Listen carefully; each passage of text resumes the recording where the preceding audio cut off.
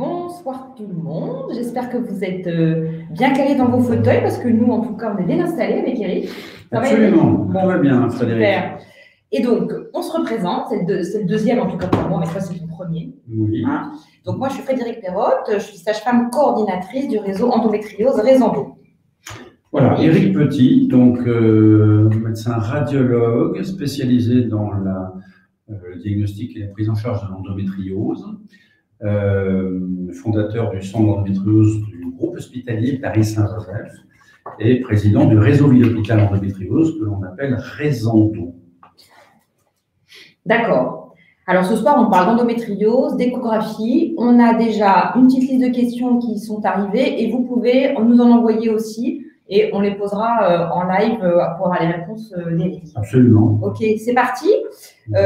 Dis-nous juste un tout petit peu, qu'est-ce qui t'a amené à faire l'endométriose 100% de ta vie? Oui, alors c'est un chemin long hein, parce qu'au départ, évidemment, je n'étais pas radiologue tout à fait spécialisé initialement dans l'endométriose. On ne grille pas les étapes. Par contre, j'avais un intérêt marqué pour la gynécologie. Donc, j'ai fait au cours de mon cursus de la gynécologie en clinique. Et ensuite, quand j'ai choisi la spécialité d'imagerie de la femme, évidemment, j'avais en perspective la notion que l'endométriose était une sorte de challenge parce que à l'époque, il y a assez longtemps maintenant, on n'en parlait absolument pas comme maintenant.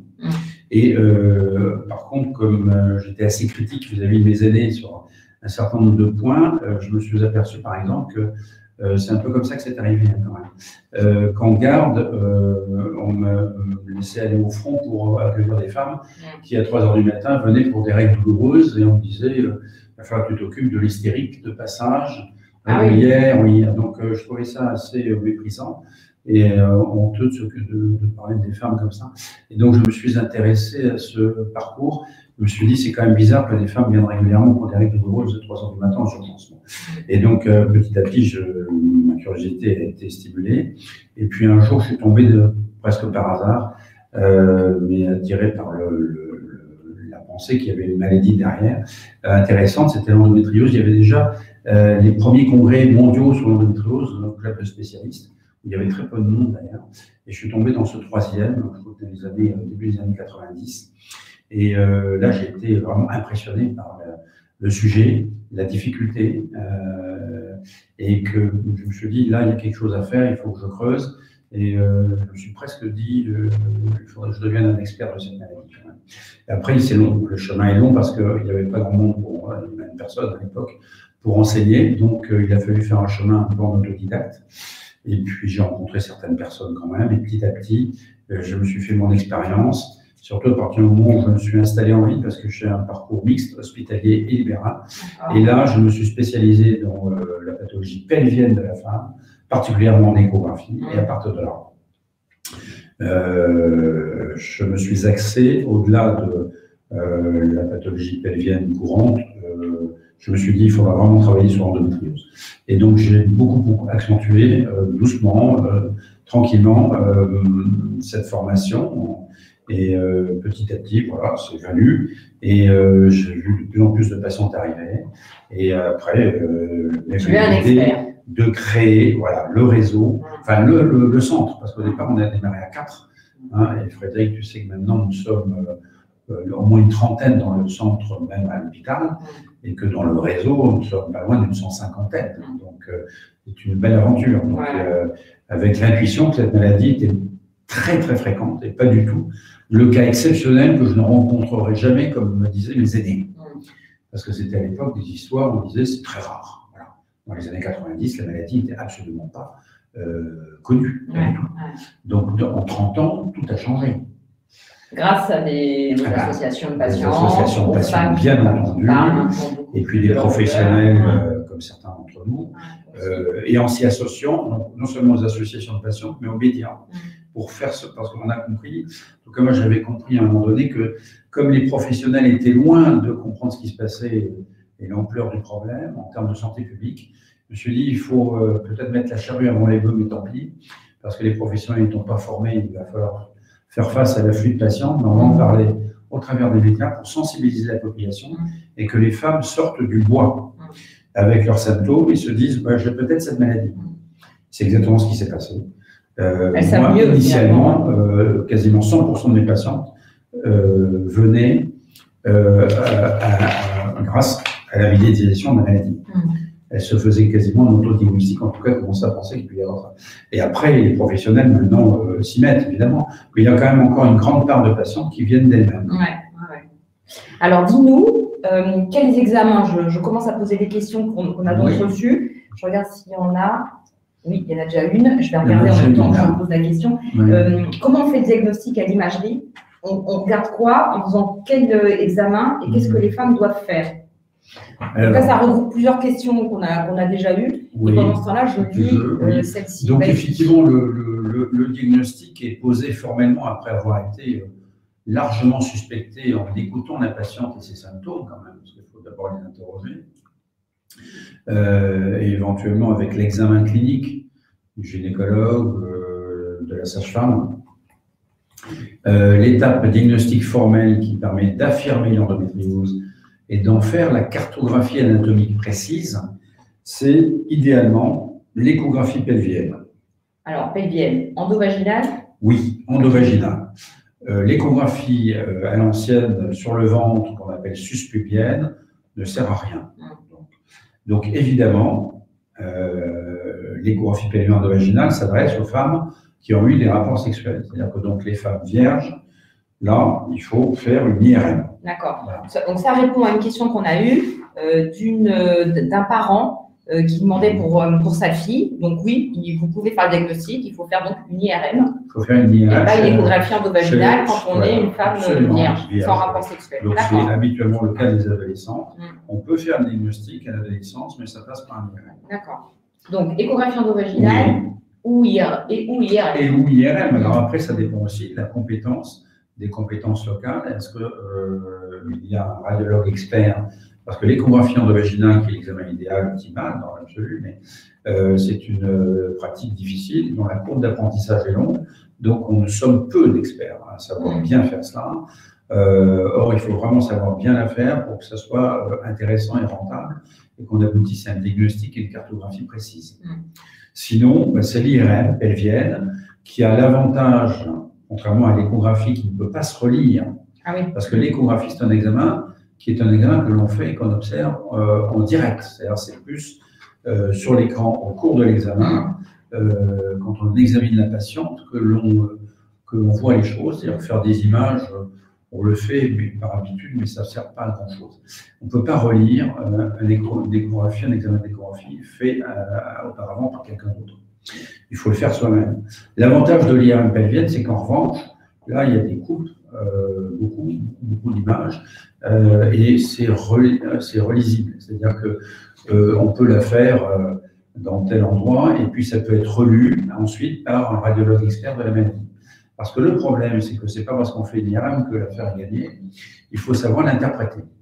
Donc là aussi, il faut quand même un radiologue suffisamment expert de la maladie pour interpréter correctement les images qui sont engrangées lors de l'examen. Et donc, l'avantage de l'IRM pelvienne, c'est même si elle est faite par un radiologue non expert de la maladie, à un moment donné, l'image peut être relue par un autre radiologue expert dans un centre expert, par exemple. Donc, c'est pour ça que on ne peut pas demander à tous les radiologues d'être experts de l'échographie endovaginale en endométriose. Ça sera impossible, ça. En pratique, c'est impossible. La courbe d'apprentissage est trop longue, ça va être réservé donc en fait à des centres experts. Il en faut, c'est important. Mais on ne peut pas couvrir la France de radiologues experts en endométriose, en échographie. Donc, par contre, l'IRM, c'est plus accessible aux radiologues. Il y en a un plus grand nombre qui arrivent donc à faire cet examen correctement, à l'interpréter correctement. Donc, d'une certaine façon, en termes de santé publique, c'est vrai que ça reste un examen incontournable. Et puis, dans les cas où vraiment le radiologue ne sait pas trop l'interpréter, ben c'est relisible. Voilà, c'est quand même un avantage non négligeable. Bon. Tout dépend donc de qui on a comme professionnel dans son secteur régional ou autre. Voilà. Ok. Alors, je lis la question. Bonjour, on va diagnostiquer une endométriose stade 4 à travers une laparoscopie, mais je n'ai pas vraiment de symptômes majeurs, pas de douleur. Est-ce normal? je ne comprends pas vraiment cette maladie, merci de m'éclairer. Ça, c'est une excellente question. C'est une excellente question parce que c'est toute la problématique de l'endométriose qui est marquée là et tout son paradoxe. Alors, il y a plusieurs choses dans cette question. Donc, il peut y avoir plusieurs réponses. D'abord, le diagnostic là, on voit qu'il a été fait chez cette patiente à travers une laparoscopie, c'est-à-dire une célioscopie. C'est-à-dire qu'on ouvre le ventre, on fait des petits trous dans le ventre et puis on va chercher, on va regarder. Et ça, c'est une technique ancienne. C'était la première technique diagnostique de l'endométriose au XXe siècle.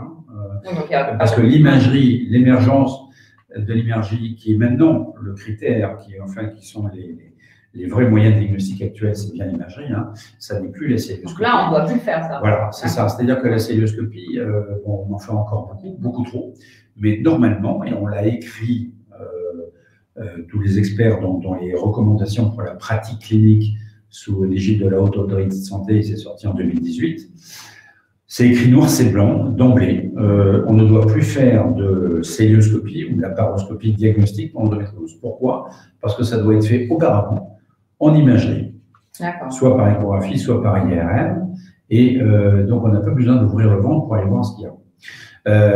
Mais évidemment, là où il n'y a pas de radiologue du tout et que la palpation n'a pas été faite correctement, dans certains endroits, on fait encore parce qu'on n'a rien d'autre. Bon. Mais ça ne devrait plus. Et un jour, ça va tomber complètement. Parce qu'on a quand même suffisamment, maintenant, on est en train de mailler le territoire, des radiologues plus experts, et tôt ou tard, on va faire tomber cette célioscopie diagnostique. Alors, donc, ça, c'est la première réponse. D'autre part, le stade. Alors, les stades 1, 2, 3, 4, qui traînent encore beaucoup, sont plus usités, nous ne les utilisons plus, nous, dans les centres et réseaux experts, parce que ce sont des stadifications qui sont donc uniquement lors de l'abord célioscopique, mais l'abord célioscopique de la maladie, corollaire de ce que je viens de dire, n'est pas bon du tout et insuffisant. C'est-à-dire qu'on ne voit que la partie émergée de ce que je compare à l'endométriose à un iceberg, puisqu'en fait, les lésions essentielles sont sous l'eau. C'est-à-dire, ce n'est pas la partie émergée de l'iceberg qu'on voit qui est le plus important du tout. Ça, c'est ce qu'on voit en célioscopie, c'est-à-dire les lésions qu'on appelle superficielles à la surface des organes et les adhérences que crée cette maladie inflammatoire chronique entre les organes. Et quand il y a beaucoup d'adhérences, le chirurgien il essaye d'élaguer, il est un peu comme la forêt vierge, il faut les tailler à la serpe, mais au-delà, derrière, sous l'utérus, devant ou derrière, dans des espaces profonds, c'est pour ça qu'on appelle ça profond, profond, eh bien ça, on n'y a pas accès en célioscopie. C'est l'imagerie qui permet de le faire. Donc déjà, la stadification qui est faite en célioscopie n'est que très partielle, et donc en fait, elle ne fonctionne pas en réalité. Elle était inventée parce qu'on avait l'espoir, on a cru qu'en faisant une stadification selon ce mode chirurgical, on pouvait avoir une idée du pronostic de la fertilité de la patiente après. Parce que l'endométriose, ça pose deux problèmes, la douleur et le risque d'hypofertilité, et non pas de stérilité d'ailleurs. Donc, pour ça, on a inventé cette stadification. Mais en fait, elle ne fonctionne pas. Parce qu'elle est trop partielle, très arbitraire, ensuite pas très facile à effectuer sur le terrain. C'est une classification complexe, et ce qui est complexe, en fait, ne fonctionne pas bien. Et donc, ne se fait pas vraiment. Et donc, du coup, on a laissé tomber depuis longtemps cette classification, ce d'autant qu'elle n'est que chirurgicale. Et comme l'abord chirurgical, je vous l'ai dit, n'est pas fiable, et bien en fait, ça ne vaut pas grand-chose. D'accord. Donc, c'est pour ça que quand on dit, vous avez une stade 4, donc, ce qui est théoriquement le sommet la plus grave, ce qui en fait est faux, ça ne veut rien dire, et que vous n'avez pas de symptômes majeurs, eh bien c'est que c'est totalement discordant parce que les symptômes ne sont pas en lien avec l'intensité et la gravité anatomique de la maladie. C'est ça l'endométriose. C'est ça l'endométriose. L'endométriose, il y a, dans notre jargon, on appelle l'absence de corrélation anatomoclinique. C'est-à-dire que vous pouvez avoir, il y a des femmes qui ont des endométrioses très sévères anatomiquement, où il y a beaucoup. Ce qui doit être le cas de... Par exemple, et très peu de symptômes. Et à l'inverse, paradoxalement, on s'est rendu compte dans notre pratique clinique, statistiquement, que les plus douloureuses, tu sais bien Frédéric, dans la pratique de sage-femme, que les plus douloureuses sont quasiment les moins avancées, les moins graves anatomiquement. C'est tout à fait vrai. Et oui, et ça c'est intéressant, c'est pour ça qu'il n'y a pas de corrélation, donc vous voyez, c'est pas si simple que ça. Et donc, ne pas avoir de douleur ou peu de douleur, ben, c'est déjà une bonne nouvelle, c'est tant mieux, c'est parfait, vous avez de la chance, parce que le plus souvent, c'est quand même très douloureux. Et puis, bah, que les lésions soient celles qu'elles sont, c'est en décalage, mais c'est pas grave. Alors après, en plus, cette certification, je vous dis, elle n'est pas non plus fiable pour le reflet du pronostic de la fertilité. Donc, en fait, ça sert à rien. Donc là, on peut rassurer oui, Zakia, lui dire que les stades, bon voilà, on n'en parle plus trop. Voilà. Qu'a priori, si vous n'avez pas trop mal, c'est plutôt bien. Oui. Voilà, et puis peut-être regarder après sur les autres symptômes avec éventuellement diététique, ostéopathe, toutes les médecines complémentaires qui aident d'autres symptômes. Si la patiente n'a pas beaucoup de symptômes, on n'est même pas obligé forcément d'appliquer un traitement hormonal, on peut les surveiller. Hein. Il faut les surveiller en échographie endovaginale, experte, ou en IRM. D'accord. Ok. Oui. Nous avons une question de Dominique. Oui, c'est ça. Dominique, j'aimerais savoir si c'est possible d'avoir de l'adénomiose alors que je n'ai plus mes règles depuis mes 18 ans. Merci d'avance. Oui, bien sûr. L'adénomiose, en fait, alors l'adénomiose, ça c'est un vaste sujet aussi. Oui. On plonge directement au cœur du volcan avec la complexité de la maladie. Alors, on fait un petit rappel de ce que c'est que l'adénomiose. Ça, c'est un peu compliqué parce que même nos collègues perdent un peu leur latin, et ça, c'est lié à l'histoire de la sémantique et des concepts de la maladie de l'endométriose au cours du XXe siècle. Parce que l'adénomiose, c'est pas une maladie, c'est une évolution normale, physiologique, de tout utérus, chez toute femme, à partir de la quarantaine. Donc, on a l'adénomiose de façon physiologique normale après 40 ans, chez toute femme, parce que pourquoi? Parce que l'utérus, en général, la femme est réglée vers 12 ans, bon, donc ça fait déjà presque 30 ans que l'utérus se contracte. Et quand l'utérus se contracte, pour des raisons normales, parce qu'il se contracte à différents des moments plus intenses que d'autres, autour de l'ovulation pour faire monter les spermatozoïdes pour rencontrer l'ovocyte, et autour des règles pour chasser les règles et la muqueuse utérine. Bon. Ce qui témoigne de l'absence de grossesse à ce moment-là.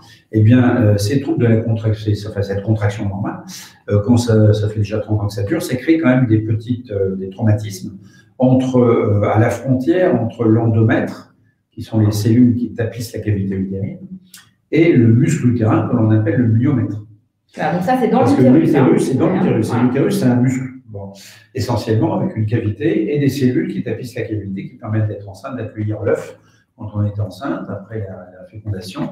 La nidation se fait donc dans l'endomètre. Et alors cet endomètre, quand il y a des brèches entre l'endomètre, donc le muscle utérin, dû à ces contractions normales itératives pendant 30 ans, les cellules de l'endomètre vont migrer et s'infiltrer dans le muscle. Alors, ça part de l'endomètre et ça rentre à l'intérieur. Dans le muscle utérin. C'est ce qu'on constate chez toutes les femmes qui ont fait par exemple une IRM à 45 ans, surtout celles qui ont d'autant plus de grossesse. Et si par exemple une femme a eu 8 grossesses et qu'elle a 28 ans, ben, elle aura déjà de l'adénomiose parce que le tract utérus a encore plus travaillé. D'accord. Voilà, donc. Ça fait mal ou pas? Alors voilà, donc le problème c'est que cette adénomiose, dans certains cas, est quand même suffisamment important dans son extension au sein du muscle utérin pour créer effectivement des règles douloureuses et abondantes. Bon. Donc ça, c'est pas à la limite c'est pas une maladie, c'est l'évolution un peu normale de l'utérus. Par contre, quand vous avez une jeune fille qui a 15 ans, qui est réglée depuis l'âge de 12 ans, et qui a déjà des règles très douloureuses et abondantes, c'est dû déjà à des troubles de la contraction utérine, mais anormales cette fois-ci. Donc, ces troubles de la contraction utérine précoce anormaux, eh bien, vont créer déjà des ruptures, des traumatismes à la frontière entre les deux structures dont j'ai parlé, l'endomètre et le muscle utérin. Donc, tu vois, les cellules de l'endomètre vont déjà être expulsées vers le myomètre, vers le muscle. Et donc là, par analogie, mais c'est piégeant, on parle d'adénomiose, sauf qu'on parle de quelque chose qui ne correspond pas à ce que l'on veut voir, ce qu'a une fille de 15 ans, parce qu'elle n'a pas 45 ans. Donc, c'est pas normal, c'est une anomalie. Cette anomalie, c'est déjà dans l'endométriose. D'accord. Puisque les mécanismes de la dyscontractilité, c'est les anomalies de la contraction utérine commencent très tôt dès les premières règles, en fait, parce que c'est déjà même préparé in utero dans le ventre de la mère avant. Donc, la maladie explose dès les premières règles, souvent, avec des règles très douloureuses, qui font que certaines ne vont pas à l'école et loupent des cours. et ça signe l'endométriose. Et à ce moment-là, la fuite de la muqueuse utérine se fait dans le muscle, mais en parallèle, la contraction de l'utérus est telle qu'elle chasse les règles dans le mauvais sens, par les trompes, ça reflue dans le ventre, donc les cellules de l'endomètre vont se diffuser dans le ventre et déborder les défenseurs de l'immunité de l'organisme normal, et donc vont pouvoir s'implanter ailleurs. Donc, quand une cellule de l'endomètre va s'implanter à la surface des organes, ça donne de l'endométriose qu'on appelle superficielle, ça saigne, et après, ça peut entrer en profondeur dans d'autres structures anatomiques, et notamment dans les muscles des structures adjacentes, comme les ligaments qui attachent l'utérus dans le bas du dos en arrière, les fameux que l'on appelle utérosacrés, et puis les rectums, par exemple, ou la vessie, dans les formes majeures et sévères. Et donc ça, c'est parallèle à la migration dans l'utérus. C'est la même maladie. Là, on doit parler d'endométriose. Il ne faut pas scinder adénomiose, entre guillemets, qui n'existe pas à cet âge-là, et l'endométriose. Donc, on mélange les concepts. Donc là, pour revenir à la question, bien, oui, elle se constitue. Et puis, si on n'a plus... parce que la question, je ne me souviens plus très bien, c'était parce que... Ah oui. Et elle a l'adénomiome. Oui, il y avait au départ, oui, la question qu'on revienne à la base, parce que je vois que... J'ai plus mes règles. J'aimerais savoir si c'est possible d'avoir de l'adénomiose alors que j'ai plus mes règles. Oui, alors évidemment, quand on stoppe les règles, pour une raison ou une autre, soit spontanément, sous traitement hormonal, puis on continue, les lésions qui ont été là dans l'utérus sont toujours là. Elles disparaissent pas, bien sûr. On arrête l'évolution de la maladie. Elles sont anatomiquement présentes, mais elles ne se développent plus, puisqu'on fait cesser la contraction utérine. D'accord. Alors, des questions qu'on a eues donc avant. L'endométriose est-elle une maladie héréditaire? Oui, bien sûr. En grande partie, bien sûr, il y a une partie génétique. Il y a une partie, une partie génétiquement déterminée, avec alors on ne sait pas tout, parce qu'on ne connaît pas vraiment les ADN sur les chromosomiques qui sont en cause. Donc là, il y a encore un gros travail génétique à faire pour savoir où ça se trouve dans le génome, mais c'est vrai que ça peut être, donc c'est pour ça que c'est en partie héréditaire, et c'est pour cela que d'ailleurs dans les facteurs de risque avérés d'endométriose, on considère que quand dans la fratrie, au premier degré, la mère ou la sœur de la jeune femme qui consulte a une endométriose, le risque pour celle-ci qui consulte est multiplié par 5. Donc, ça veut dire que c'est très, très fréquent, voire quasi inéluctable. Et souvent, la patiente qui consulte a des symptômes, d'ailleurs, mais pas forcément toujours majeurs. Mais quand il y a un contexte familial, mère ou sœur, c'est pas inintéressant d'aller dépister l'endométriose chez la personne de la famille en question, quel que soit son niveau de douleur. Parce qu'il n'y a pas que la douleur à prendre en compte. Il y a aussi la fertilité. Et on sait qu'il y a des endométrioses, il y aura forcément la question à un moment donné, qui ne sont pas ou très peu symptomatiques. Mais dans les symptômes, il ne faut pas oublier qu'il y a la fertilité. D'accord. Or, il y en a qui arrivent, et c'est le cas particulièrement des patients d'origine asiatique pour des raisons un peu obscures, mais que l'on croit génétiques, c'est-à-dire qu'elles sont protégées de la douleur, puisque dans 80% des cas environ, elles n'ont pas ou quasiment pas de symptômes. C'est très, très fréquent. Et donc, celles-ci, elles consultent tardivement, puisqu'il n'y a même pas eu de symptômes d'alerte, pour des problèmes de fertilité, donc, typiquement vers 35 ans. Et donc, si on l'avait dépisté plus tôt, peut-être qu'on aurait pu éviter ces problèmes de fertilité en la traitant, même si elle était peu symptomatique. D'accord. Ça se discute. Oui, ça se discute. En tout cas, il faut consulter pour le coup. Voilà. À partir de quel âge un diagnostic peut-il être posé? Eh bien, il peut être posé quasiment dès les premières règles. Avec les premiers symptômes. C'est les premiers symptômes. Il faut attendre de voir comment se comporte dans la première année une jeune adolescente qui est réglée. Si elle est réglée. Alors, l'autre facteur de risque, pour compléter ce que j'ai dit tout à l'heure, qui est important, c'est les règles précoces. C'est-à-dire, quand on est réglé à 9 ou 10 ans, eh bien, c'est déjà un facteur de risque de développer l'endométriose. Donc, quand une jeune fille de 12 ou 13 ans consulte parce qu'elle a déjà des règles très douloureuses, au point de louper des cours au collège, eh bien, ça vaut le coup d'aller faire une IRM pelvienne, parce qu'en général, à présent, on n'a plus de rapport sexuel, on ne fait pas d'échographie endovaginale, et c'est là où on va chercher l'endométriose. Et là, il faut vraiment avoir faire un radiologue vraiment expert de l'endométriose de l'adolescente. Et là, hélas, c'est là où le bas blesse, et on est très peu nombreux. Eh bien, ça se voit en analysant correctement l'IRM, et on voit l'endométriose utérine, mais dont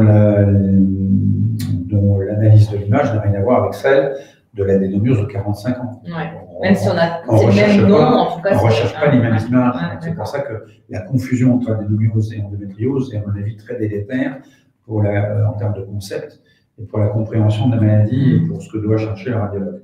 Donc, on voit très bien la plainte intra-utérine. Donc, quelqu'un voit très régulièrement, quasiment une dizaine d'imageries par semaine chez des adolescentes. Et en IRM, et là, je vois, elle détecte l'endométriose utérine. Et parfois, il y en a déjà à l'extérieur. D'accord. Et ça commence toujours en arrière du col de l'utérus, sur les ligaments hétérosacrés qui sont déjà un peu épaissis. Régulièrement, à 15-16 ans, on voit déjà ça. Donc, c'est un même concept, c'est la même maladie, puisque ça a diffusé aussi en extra-utérin. D'accord. Et oui, donc on peut faire le diagnostic tôt. Et plus on fait tôt, mieux c'est. Ben oui, pour prévenir l'aggravation des symptômes, éviter que la patiente souffre tôt, soit quand même handicapée dans sa vie au quotidien, et puis qu'elle progresse, cette endométriose, elle peut progresser. D'accord. Et si on ne fait rien, 10 ans plus tard, il y en a certaines qui sont déjà sévères à 25 ans, et quand c'est sévère à 25 ans, c'est plus embêtant pour la fertilité. Alors là, c'est une question, on a déjà répondu, mais comme ça, je le redis. Ma fille de 17 ans, on suspecte une endométriose. Quel examen à faire? On a répondu IRM. IRM, voilà, d'accord. Quel examen faire pour savoir si mon intestin grêle est touché? Alors, ça, c'est un autre sujet. Alors, l'intestin grêle, effectivement, peut être touché. Bon, heureusement, c'est rare, puisque la première partie digestive qui est touchée dans les 2 tiers des cas, et souvent isolément, heureusement, c'est le rectum. Donc, le rectum, il est juste dans la cavité pelvienne, en arrière de l'utérus. Voilà, ce qu'il faut. Donc ça, il faut bien comprendre que l'essentiel de l'endométriose se loge dans la cavité pelvienne, le pelvis. Et dans le pelvis, il y a donc l'utérus, les annexes derrière les trompes et les ovaires latéralement. Et puis, en arrière, il y a la partie digestive que l'on appelle rectum. Et au-dessus de l'utérus se développe le côlon gauche que l'on appelle sigmoïde. Donc, il faut savoir que. On voit très bien mon super dessin. Oui, ton schéma est un peu pâle et il faudrait qu'on en a pu prévoir un schéma anatomique. Mais bon, c'est compliqué ça. Alors, donc, quand on a le rectum et le sigmoïde peuvent être touchés, c'est au moins les 2 tiers des cas. C'est là où ça se passe. Après, il y a un autre secteur. Regarde. Oui, c'est ça. Utérus, c'est ça. Et derrière ligament hétérosacré, rectum. Et donc, le rectum et le sigmoïde sont touchés c'est la grande majorité, voire les 3 quarts. Et après, il y a une autre partie qui peut être touchée, c'est à droite, le côlon droit, avec son extrémité qui s'appelle le cécum, et le petit intestin, qu'on appelle l'intestin grêle, dont l'anse terminale qui s'appelle l'iléon, peut être touché également. Donc, c'est la zone qui est à la jonction entre l'iléon, le cécum et l'appendice. Donc, toute cette région-là, il y a environ, on peut estimer qu'il peut y avoir aux alentours de 10 à 15% de localisations qui sont bien là. Et l'iléon, ça représente quand même pas plus de 5, au maximum 10%. Donc, c'est quand même une partie la moins concernée, mais ça peut l'être. Alors, quand on veut dépister ça, le meilleur examen pour l'instant, il y en a 2, et donc on ne sait pas très bien quel est l'un s'il est supérieur à l'autre. Nous, après, ça dépend des pratiques de chacun dans les centres experts. Nous, on pratique le coloscanner essentiellement. C'est un scanner digestif qui dure 40 secondes.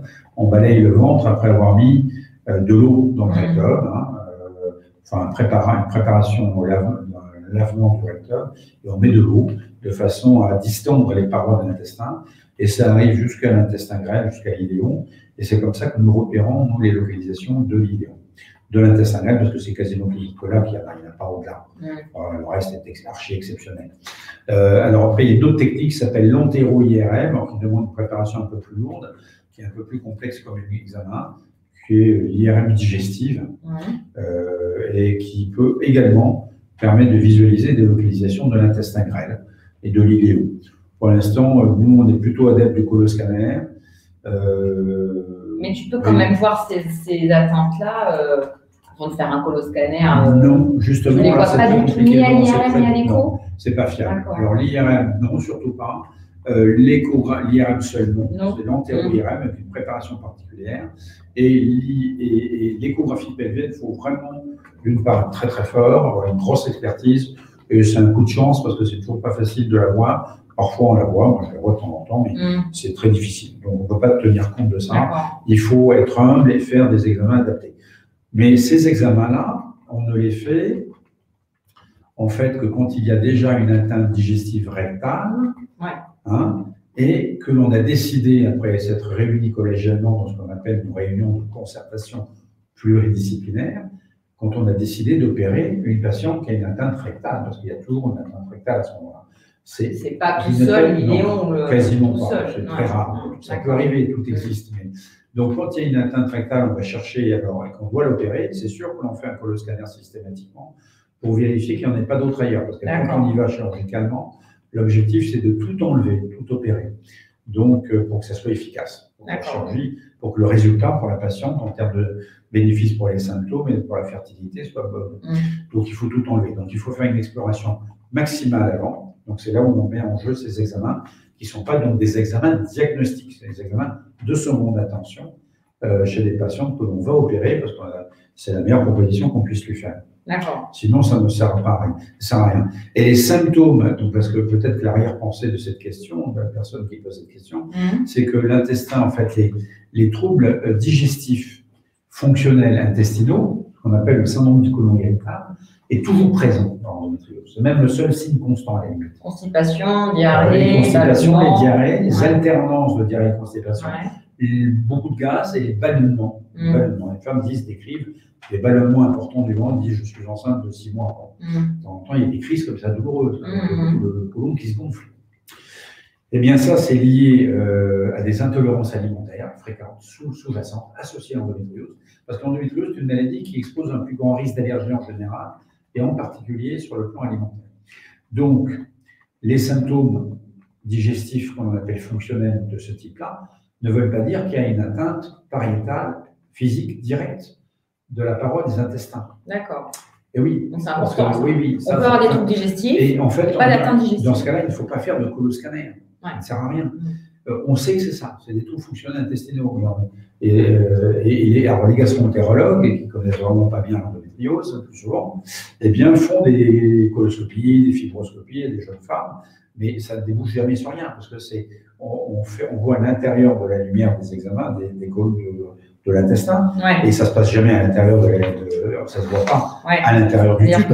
Les lésions digestives sont pariétales dans la paroi, ce qu'on appelle en sous-muqueux, en profondeur, donc ça ne se voit que par des techniques d'examen radiologique, comme le coloscanner, par exemple, quand on remplit avec de l'eau. Et à ce moment-là, on voit la paroi qui s'épaissit. Ça, c'est un signe précis. Mais ça n'est jamais le cas quand il y a des troubles fonctionnels intestinaux. Donc, on ne fait pas d'examen. On traite la patiente en lui suggérant, en la faisant prendre en charge par une nutritionniste spécialisée qui va faire des dépistages d'intolérance alimentaire. Et après, on fait des évictions alimentaires, on fait des régimes anti-inflammatoires, et ça améliore nettement, toujours, les symptômes digestifs de la patiente. D'accord. Voilà. Alors, on va finir de répondre à Dominique qui nous a pour le coup donné 2 autres questions. Donc, qui nous a demandé, alors attendez, je vais mettre comme ça. Parce que j'ai de l'adénomiose, mais aucun médecin ne fait attention à ça, vu que je n'ai plus mes règles et que je souffre depuis 6 ans et je n'ai que 35 ans. Oui, bon. Alors, si elle a plus ses règles, c'est qu'a priori, peut-être qu'elle prend un traitement pour arrêter les règles. Oui, c'est ça. Mais l'endométriose utérine est toujours présente.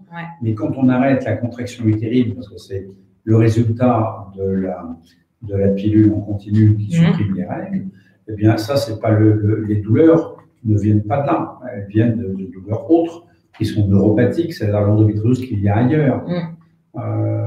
Oui, ou alors l'utérus est toujours très sensible. C'est vrai, quand on fait un examen pour toucher vaginal, quand il y a une endométriose utérine qu'on appelle officiellement adénomiose, et là, ça a bon sens, mais l'utérus est douloureux quand on fait les touches vaginaux. Bon, ça, c'est vrai.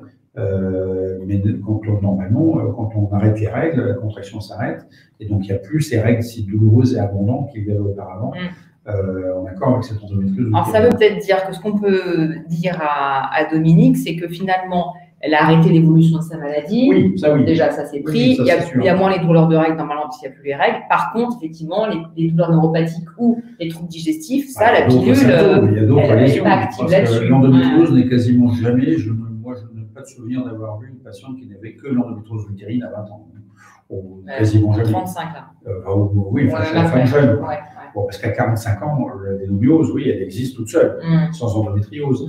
Mais en fait, quand on a de l'adénomiose à 20 ans, à 30 ans, à 35 ans, ça, c'est l'endométriose, il y a toujours quelque chose ailleurs. Donc peut-être refaire à ce moment-là une imagerie un peu plus précise, pour faire un bilan complet. Le bilan doit être plus précis, oui, pour savoir ce qu'il y a ailleurs. D'accord.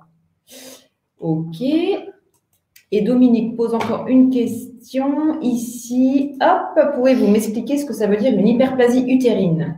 Merci. Alors ça, c'est autre chose. Ça, c'est l'hyperplasie, ça n'a rien à voir. On parle de l'endomètre qui s'épaissit.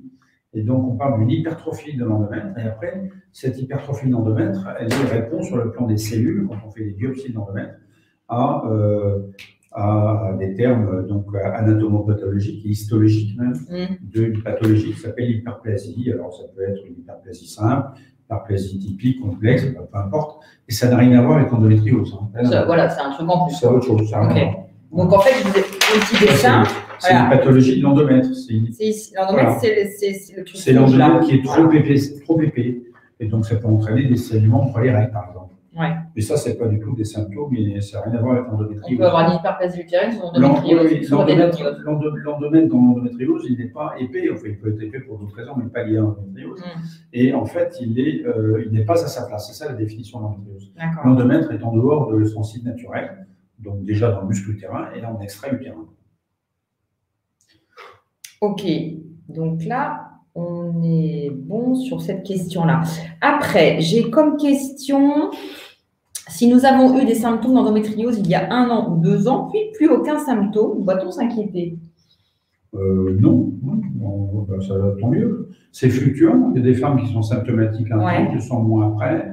Tout d'un coup, par exemple, à partir de la quarantaine, souvent l'évolution se calme, c'est moins symptomatique. Parfois, c'est symptomatique très tardivement seulement. Bon, tout existe. Les symptômes. Il n'y a pas de règle. Il n'y a pas de règle du tout. Oui. Et par contre, ne pas avoir de symptômes ne veut pas dire que la maladie n'évolue pas anatomiquement. Si on n'a pas de traitement hormonal qui stoppe les règles, il faut toujours faire une surveillance et une imagerie. D'accord. Parce que par exemple, une femme qui va bien, qui a peu de symptômes, qui n'a pas des règles très douloureuses, et qui n'a pas d'handicap dans sa vie quotidienne à cause de l'endométriose, elle peut s'abstenir d'un traitement hormonal qui cesse les règles, mais à ce moment-là, on surveille. Alors, ça dépend du degré de l'endométriose, tous les ans, 2 ans, ou pire 3 ans, mais il faut surveiller de temps en temps, par exemple, par imagerie, pour vérifier qu'il n'apparaisse pas, par exemple, un kyste de l'ovaire endométriosique, c'est-à-dire un hématome dans l'ovaire, qui se développe à bas bruit, qui n'a pas de symptômes particuliers, parce que contrairement à ce que croient la plupart des femmes, des patientes, c'est pas l'ovaire qui fait mal, même s'il y a un kyste important, c'est pas ça qui fait mal. Ce qui fait mal, c'est le reste. Quand on a, d'ailleurs, des femmes qui n'ont qu'un kyste endométriosique, ce qui n'arrive que dans 1% des cas, donc c'est quasi jamais, eh bien, celles-ci n'ont pas de douleur. Par contre, dès qu'il y a des douleurs, même s'il y a un kyste endométriosique, même s'il fait 8 cm, c'est pas ça qui fait mal, c'est le reste de l'endométriose qui est ailleurs, il y en a toujours ailleurs. D'accord. Voilà, donc, mais par contre, elle peut ne pas en souffrir, et le kyste se développe gentiment, donc c'est pour ça qu'il faut quand même veiller au grain et surveiller de temps en temps. D'accord. Donc, ce n'est pas une inquiétude, mais c'est quand même mieux d'être vigilant, parce que ça peut se développer anatomiquement. Et donc, du coup, quand ça se développe anatomiquement, là, il y a quand même un lien entre le risque d'hypofertilité et l'extension et gravité anatomique de la maladie. Et s'il n'y a pas, pas de règles avec un traitement hormonal, et des symptômes qui arrivent, est-ce que ça veut dire que la maladie évolue? Non, elle n'évolue pas anatomiquement non plus, c'est exceptionnel. S'il n'y a pas de règles, ça n'évolue pas. Ça n'évolue pas. Bon, qui est clair. L'immense majorité des cas. Par contre, les symptômes peuvent évoluer parce que il ne faut pas oublier que c'est un état précaire, un peu fragile anatomiquement quand on a une endométriose. Et donc, les nerfs sont impliqués dans l'inflammation. Et n'importe quel stress au sens large du terme peut réveiller une douleur alors que la patiente est bien traitée et qu'anatomiquement, elle ne progresse pas. n'importe quel stress réactive, parce qu'il y a une mémoire cérébrale de la douleur, dans le centre de la douleur, et donc celle-ci peut être activée à l'occasion de stress, par exemple. Et donc ça ne veut pas dire, alors ça affole bien sûr les femmes, qui se disent ça y est, l'endométriose part alors qu'elle est sous pilule en continu sans règle. En fait, non, pas du tout. On fait des examens pour rassurer tout le monde. Le gynécologue ou la sage-femme, parfois inquiète de cet état de cause. Des fois. Et puis la patiente, bien sûr. Donc c'est important de faire des examens pour rassurer les gens et lui expliquer que ça n'évolue pas et qu'il faut traiter les douleurs réactivées avec des techniques souvent parallèles, comme la sophrologie, l'hypnose, l'acupuncture, enfin, qui permettent la méditation, qui permettent de jouer sur le centre cérébral de la douleur et sa réactivation. Gestion du stress, tout ce qui peut vous aider à gérer le stress. C'est ça, absolument.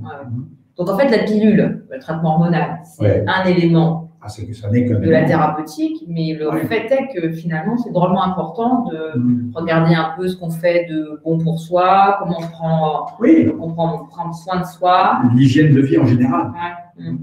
D'accord. Bien sûr. Alors, je continue. Des douleurs quotidiennes aux côtes peuvent-elles être des lésions? J'ai une adénomiose. À nouveau, ce terme qui... Oui. Des douleurs aux côtes peuvent être... des lésions d'endométriose. En sachant qu'elle a l'adénomiose. Les côtes, pas trop. Alors, s'il y a juste un secteur... Enfin, après, il y a un détail. Mais non, ce sont des répercussions, des irradiations des douleurs. Douleurs neuropathiques, toujours. Oui, et des douleurs neuropathiques. Et en fait, il y a toute une séquence d'événements. Quand les nerfs sont inflammatoires dans le pelvis, après, il y a un retentissement qui se fait sur la cage thoracique. Parce qu'il y a donc une moins bonne mobilité de beaucoup d'organes, une sidération des diaphragmes, et donc on peut avoir des douleurs qu'on appelle musculo-squelettiques, pariétales, périphériques, ça peut monter jusqu'au cou, au thorax, la région cervicale, et ça se prolonge dans les bras.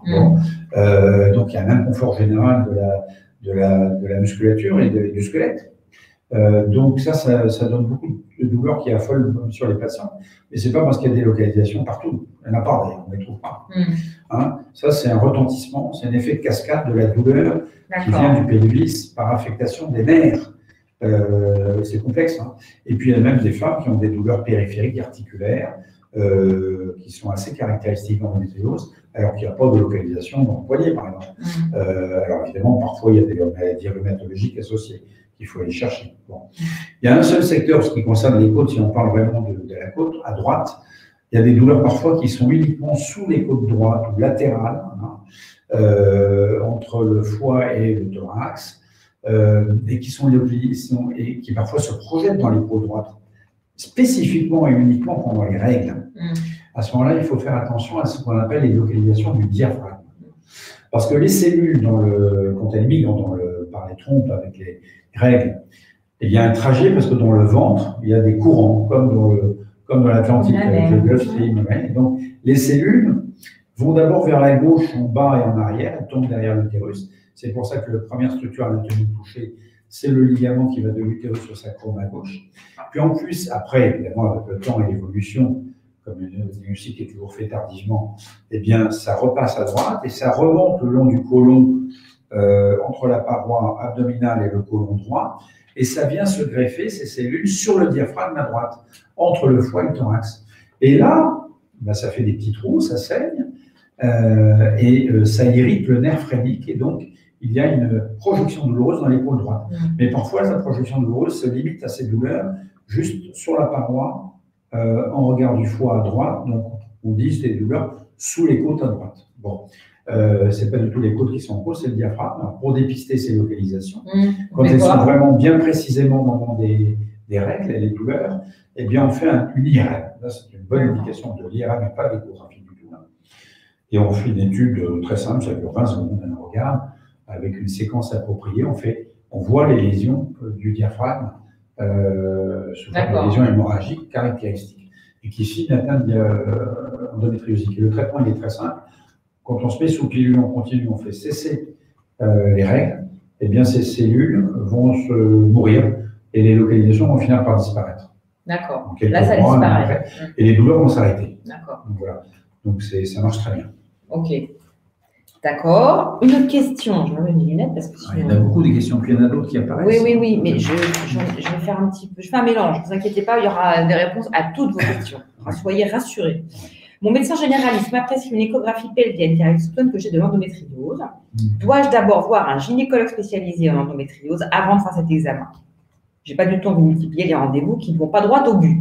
Oui. Raison. Très bonne question. Donc, qu'est-ce qu'elle fait? Est-ce qu'elle Alors, fait l'idéal, comme le diagnostic qui sera affirmé au-delà de l'interrogatoire et de l'examen clinique, ça c'est vrai que ça peut toujours être important.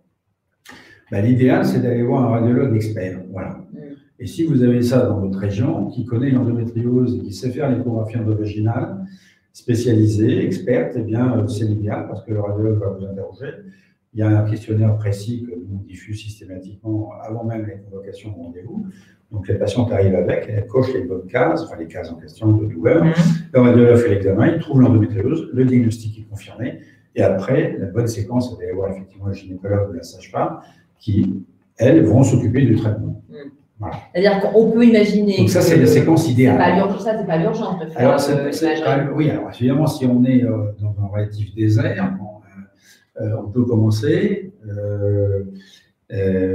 Si on n'a pas de radiologue expert sous la main, facile d'accès, effectivement, on peut commencer par aller voir le gynécologue qui va apporter le diagnostic clinique d'endométriose ou la sage-femme, et puis ensuite, on met sous pilule, on donne la pilule pour soulager la patiente. C'est relativement le plus urgent, oui, bien sûr. Et après, on finira confirmer le diagnostic avec un examen adapté, spécialisé, là où il faut, quand il faut, peu importe s'il est plus tardif. Le plus urgent, c'est de soulager la patiente, je suis d'accord. Donc la pilule, on continue.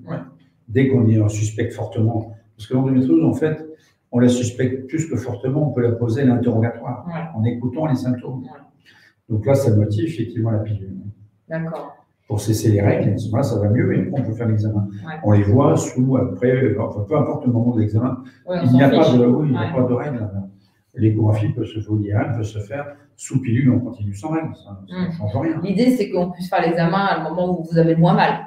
Alors voilà, on peut aborder une question subsidiaire dont je crois avoir vu passer ça, c'est-à-dire à quel moment on fait les examens. Il n'y a pas de règles, entre guillemets, mais c'est surtout, idéalement, si on peut éviter les règles pour l'échographie endovaginale, c'est mieux pour la patiente parce que ça sera plus douloureux pour elle pendant les règles. C'est faisable, hein, ça ne gêne pas le radiologue. Simplement, l'examen est plus pénible, un peu plus pénible. Bon, donc, en dehors des règles, c'est assez idéal. Mais les rendez-vous tombent parfois mal, hein, donc ça n'empêche pas de le faire quand on est en règle. Bon, voilà, peu importe. Il n'y a pas de moment préférentiel. Donc, ça veut dire on peut faire l'IRM ou l'échographie quand vous avez vos règles, mais ça fait plus mal, donc c'est peut-être pas la peine de faire à ce moment-là. Mais en tout cas, il n'y a pas de meilleur moment pour poser le diagnostic et on peut faire le diagnostic même sous traitement hormonal. Absolument. Voilà, donc vous pouvez commencer un traitement et aller faire le diagnostic après certitude. Parce que le traitement ne va pas enlever les localisations. Voilà. Non, mais c'est important. Oui, bien sûr. Comme ça, selon les régions où vous êtes, ça vous permet de regarder ce qu'il y a autour de vous. Donc, on peut vous montrer Est-ce qu'on montre le questionnaire, Oui, Eric? alors voilà, il y a un questionnaire qui recense tous les symptômes principaux auxquels il faut penser, qui permettent de. C'était une question d'ailleurs. Quels sont les symptômes? Voilà, et de diagnostiquer l'endométriose. On commence par ça. Voilà ce que je délivre à toutes mes patientes. Donc, je vais vous lire peut-être pour que ce soit plus pratique si vous ne voyez pas bien. Donc, en général, est-ce qu'il y a des antécédents d'endométriose dans la famille, pour le coup? Est-ce qu'il y a déjà eu des chirurgies par cystoscopie au niveau du ventre? Et puis, de toute façon, on vous l'enverra par mail. Hein, donc, n'ayez crainte, vous allez la voir. Vous pouvez le remplir et aller aux consultations en disant, voilà, je remplis un questionnaire, je suspecte que j'ai moi-même de l'endométriose, qu'est-ce que vous pouvez faire pour moi? Vous voyez, ça peut être aussi un moyen de rentrer en communication avec les professionnels de santé. Donc, là, je suis revenue des premières règles. Est-ce que les règles sont douloureuses? Depuis quand elles sont douloureuses? Est-ce qu'elles sont abondantes? Est-ce que vous avez des douleurs pelviennes chroniques en dehors des règles? C'est ça, il faut bien expliquer parce que c'est vrai que le terme douleur pelvienne chronique est un peu technique. Je me suis aperçu de ça, mais je n'ai pas eu le temps de le modifier. Il faut l'expliciter. Alors, de toute façon, il faut toujours recommander avec la patiente. Je recommande toujours le questionnaire pour être sûr qu'on a bien compris les termes. Ce sont des douleurs pelviennes en dehors des règles. Parce que parfois, au bout d'un certain temps, ça se chronicise la douleur. Donc, elle dépasse le cadre strict des règles. Parce que le maximum des douleurs, c'est toujours pendant les règles. C'est la règle, c'est l'endométriose. Mais ça peut devenir au-delà, en période périovulatoire notamment. Les douleurs au moment d'aller uriner. Alors, ça peut être aussi la sensation d'infection urinaire ou d'aller souvent faire pipi. N'importe quel problème urinaire, n'importe quel symptôme urinaire. surtout s'il n'y a pas de germe quand on fait un prélèvement urinaire, c'est-à-dire un ECBU. Les cystites est très fréquente. Hein. Il y a des femmes qui ont l'impression d'avoir des cystites, et à chaque fois qu'elles font un prélèvement urinaire, on ne trouve pas de germe. Ça doit faire tic, c'est de l'endométriose. Du sang dans les urines, la douleur au moment d'aller à la selle, du sang dans les selles, tout ce qu'on vous a dit, les troubles digestifs, ballonnement, gaz, constipation, diarrhée, éventuellement l'alternance constipation-diarrhée au moment des règles. Les douleurs au moment des rapports sexuels, donc là c'est plutôt par rapport au, si je peux vous montrer en même temps, le ligament hétérosacré qui est ici. Donc en fait, il y a le vagin que je n'ai pas fait qui est là. Et donc pour le coup, c'est des rapports sexuels qui vont être plutôt ce qu'on appelle profonds. C'est ça. Et positionnels. C'est ça, exactement. Donc ça, c'est bien en profondeur. Hein. Il ne faut pas confondre avec l'introduction douloureuse. Hein. Au moment de l'introduction du pénis, ça c'est autre chose. Alors il y a des femmes qui ont l'endométriose avec la dyspareunie, ça s'appelle ça, le terme scientifique. Les rapports sexuels douloureux en profondeur ou dyspareunie profonde, ça c'est un stigmate dans l'endométriose. Ouais. Celles qui ont ça, au bout d'un certain temps, tant qu'on ne traite pas, il y a une réaction de contraction du périnée et du vagin qui fait que l'introduction du pénis peut être aussi douloureuse. Donc en fait, tout le rapport est douloureux, à la fois à l'entrée et en profondeur. Ça, c'est aussi de l'endométriose. Mais quand ça n'est qu'à l'entrée, ça ne s'appelle pas l'endométriose, c'est du vaginisme. C'est encore autre chose. Ouais. Voilà. Vas-y, dis-nous la suite. Alors ensuite, il y a les douleurs de l'épaule, droite au moment des règles, exceptionnellement gauche, c'est quasiment toujours à droite, ce dont je vous ai parlé tout à l'heure. Et puis, très important, est-ce que vous avez eu des règles douloureuses au point d'avoir motivé un absentéisme scolaire ou professionnel? Voilà. Ça, c'est un très c'est majeur. À partir du moment où il y a ça signe l'endométriose. De façon équivalente, le passage aux urgences pour des règles douloureuses signe l'endométriose. Voilà. Donc, voilà. Alors ensuite, il y a une échelle, on demande à la femme de coter visuellement sur une échelle de 1 à 10, grosso modo, quelle est son intensité de douleur maximale. Statistiquement, on sait qu'à partir de 7, ça signe aussi l'endométriose. Voilà. Et la plupart, 90%, en sont entre 7 et 10. Hein. Ce qui ne veut pas dire que quand on est à 3, on n'a pas l'endométriose. Ça, c'est pas aussi simple que ça. Puisque je vous ai dit qu'il y a des femmes qui sont peu symptomatiques, voire pas du tout symptomatiques, et qui ont quand même l'endométriose. Bon. Quelle est la date des dernières règles? Bon, ben ça, c'est le BABA pour faire l'examen, savoir à quel moment on se situe. Ensuite, c'est les grossesses. Est-ce qu'il y a eu des grossesses? Alors, les femmes qui me disent, ben, moi, ça fait 5 ans que j'ai des rapports non protégés, je n'ai pas de grossesse, c'est un symptôme, ça. Parce que ça veut dire qu'il y a une hypofertilité, un problème de fertilité, par exemple. Après, le nombre de fausses couches, éventuellement IVG, s'il y a un projet de grossesse. Et puis, est-ce qu'on prend la pilule? Voilà. Hein? Si on prend la pilule, oui et non. Si on la prend en continu, c'est-à-dire sans interruption. Voilà. Et puis, si ça améliore, si ça diminue la douleur. Voilà. Alors, il y a un petit alinéa, je vous ai vu avant. Quand tu es passé sur les rapports douloureux, on met toujours j'ai eu des rapports sexuels, oui ou non. Parce que là, quand on dit non, bah, ça veut dire qu'il faut faire, hein, et on l'a marqué, il ne faut pas faire d'échographie endovaginale, il faut faire une IRM. Voilà. Pour éviter aux femmes de prendre rendez-vous et d'arriver, et on ne peut pas faire l'examen. Il faut aller à l'examen utile. Tout à fait. Voilà. Alors, je vais faire une petite question ici pour faire des variantes entre les deux. Si ma petite question est. Donc là, ça, on avait répondu. Oula, attendez. Ici. Alors, Zakia nous pose une autre question. J'ai par ailleurs un problème de fertilité. Ben voilà, comme ça, voilà, depuis plus de 5 ans. 7 inséminations non concluantes, je dois faire une FIV. Mais est-ce que, selon les études, la FIV peut marcher? Point d'interrogation. Donc, première question. Qu'est-ce que l'endométriose stade 4 fait au corps? Donc, on avait dit qu'il n'y avait plus de stade, donc voilà, pour m'empêcher de tomber enceinte. Et que faire dans ce cas? Alors, c'est difficile parce que c'est vrai qu'on n'a pas forcément une localisation non plus pour faire un réponse très précise. Mais en fait la technique idéale quand il y a l'endométriose. Oui, c'est ce qui fonctionne. Ça, c'est ce qui fonctionne le mieux. Le mieux. Nous, on fait guère autre chose, hein, parce que c'est ça qui fonctionne le mieux. Est-ce que les études Oui, bien sûr, le FIV peut marcher, bien sûr.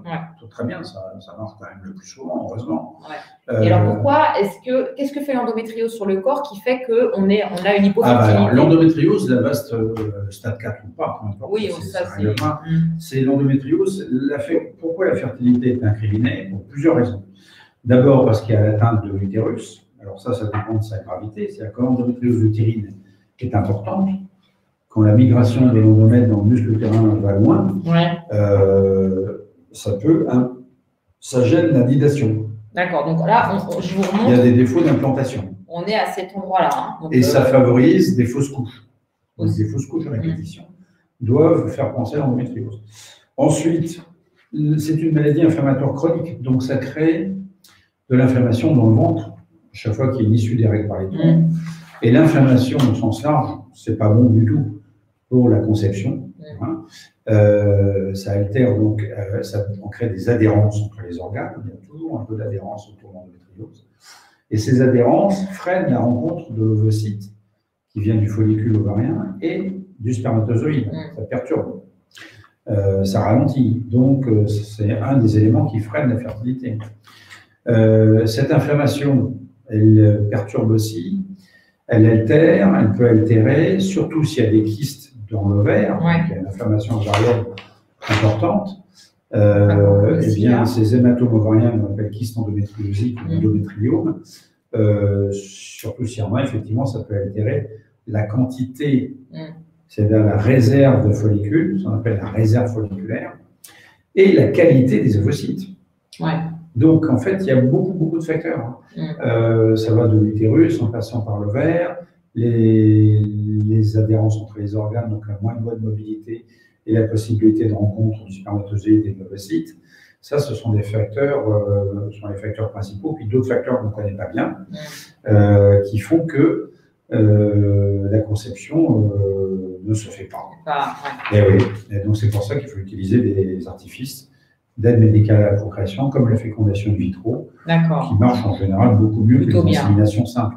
Donc, c'est pour ça qu'il ne faut pas hésiter à la faire, en fait. Il ne faut pas perdre trop de temps à faire autre chose.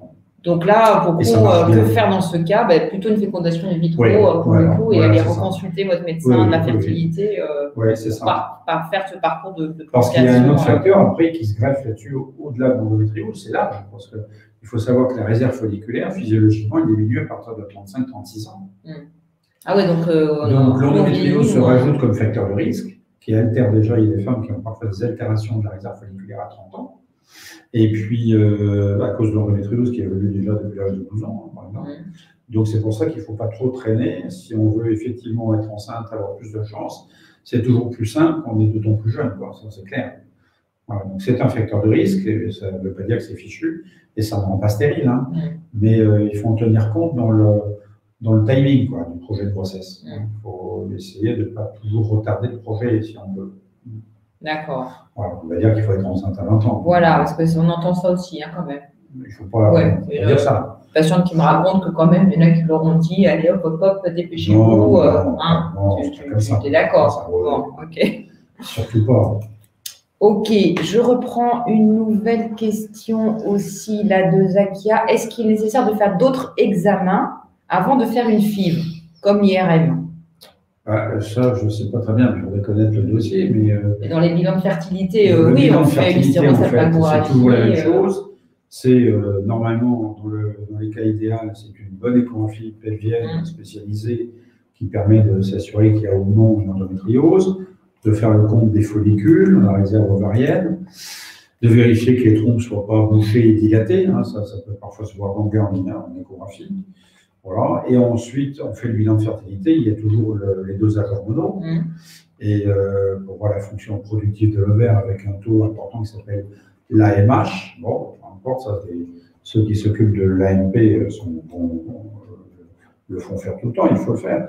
Et puis après, sans oublier de vérifier, donc, si les trompes ne sont pas dilatées sur une simple échographie, parce qu'il faut faire une hystérographie, c'est un examen radiologique qui permet de vérifier, et c'est son seul intérêt, que les trompes sont perméables, parce que parfois les trompes sont bouchées à cause des adhérences, ou pour une autre raison infectieuse, par exemple une MST.